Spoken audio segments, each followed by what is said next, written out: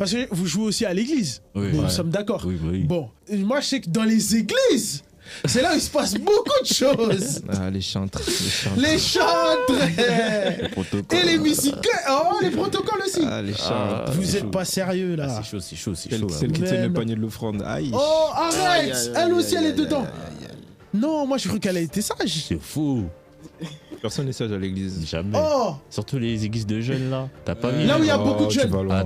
T'as pas vu à l'autre là. Donc du coup, ouais, donc à l'église, donc si je comprends bien, surtout là où il y a beaucoup de jeunes, c'est là où il se passe beaucoup de choses, Ah oui. beaucoup d'actes sexuels aussi. Ah bah oui. Moi perso, j'aime pas aller dans les églises de jeunes. Parce Pourquoi que on va dire, il n'y a pas un ancien pour nous encadrer, qui a de l'expérience, tu vois. Ouais. Reste entre jeunes, t'as vu. Tu vois, on fait des bêtises, hein, on est jeunes, t'as vu. Donc si je comprends bien, vous êtes livré à vous-même. Il n'y a pas un leader de la jeunesse qui dit que non, bon. C'est des pas ça. aventuriers. Même aussi, ils sont dedans.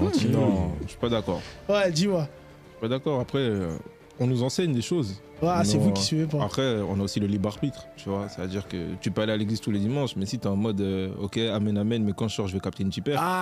Le pasteur, il y est pour rien. La Bible dit dans 1 Thessaloniciens 5, le verset 23, que tout votre être, esprit, âme et corps soit gardé irrépréhensible lors de l'avènement du Seigneur Jésus. Vous pouvez avoir l'onction et puis vivre dans le péché.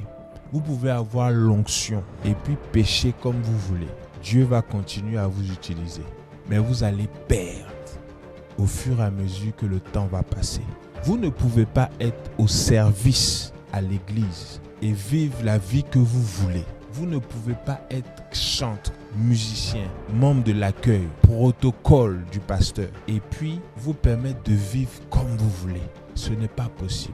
1 Timothée 3 au verset 7. Il faut aussi que les non-chrétiens pensent du bien de ce responsable. Alors ne dira de mal de lui et il ne tombera pas dans les pièges de l'esprit du mal. Bien-aimé, tu ne peux pas servir à l'église et ne pas avoir un bon témoignage de ceux du dehors. Lorsque je sers à l'église, quel que soit l'endroit où je sers à l'église, il faut que dans ma manière d'être, de vivre, que ma vie dans l'église soit la même à l'extérieur de l'église. La consécration est ce qui te permet d'être vu des hommes. Ce n'est pas parce que vous êtes connu du monde entier. Ce n'est pas parce que vous êtes une église grande, remplie du monde, que ça veut dire que vous êtes de Dieu. Le baromètre de la présence de Dieu dans la vie de quelqu'un ne dépend pas du nombre des fidèles qu'il a ou de sa notoriété. Non.